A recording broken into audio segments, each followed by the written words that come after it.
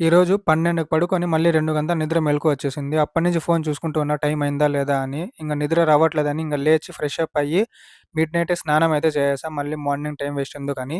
ఇంక మా ఇంటి ముందర వాళ్ళు మస్జిద్‌లో అయితే సెహరీ చేపిస్తా ఉన్నారు. అదే పనిగా పిలిచారు. వెళ్ళకపోతే బాగోదని వెళ్లి కాస్త తినేసొచ్చేసా. ఇంక నేను ఇంటికొచ్చి అయితే నా కోసం అయితే ఎగ్ చపాతీ చేసుకుంటా ఉన్నా. ఒకే చపాతీ చేసుకుంటా ఉన్నా. ఎందుకంటే ఆల్రెడీ మస్జిద్‌లో కొద్దిగా తిన్నా కాబట్టి ఇంక ఫైనల్‌గా అయితే ఇదే మన సెహరీ ఈరోజు. అండ్ తర్వాత అయితే తహజుద్ నమాజ్ చదువుకొని మళ్ళీ సెహరీ అయితే తింటూ ఉన్నా. అండ్ చిన్నగా అయితే సెహరీ మొత్తం కంప్లీట్ చేసి ఇంగ 2 రోజుల నుంచి నిద్ర లేదు. జర్నీ చేయడం వల్ల ఇంగ ఇంట్లోనే ఫజర్ నమాజ్ చదువుకొనైతే పడుకునేసా. ఇంగ మార్నింగ్ 11కి లేచి ఇంగ నా పాన్ కార్డ్ ఏదో వచ్చిందని పోస్ట్ ఆఫీస్‌కెళ్ళి పాన్ కార్డ్ తీసుకొని అండ్ చికెన్ తీసుకొని ఇంటికొచ్చి అన్ని పనులు క్లియర్ చేసి ఇంగ మా అమ్మ కోసం అయితే వంట చేస్తా ఉన్నా. అండ్ తర్వాత వంట మొత్తం కంప్లీట్ చేసిన తర్వాతయితే నా కోసం సలాడ్ ప్రిపరేషన్ అండ్ ఇఫ్తార్ కోసం గూడా ప్రిపరేషన్ అయితే చేసుకుంటూ ఉన్నా. ఈవినింగు ఇఫ్తార్ మొత్తం ప్రిపరేషన్ కంప్లీట్ చేసుకొని అసర్ నమాజ్‌కైతే వెళ్ళిపోయాను.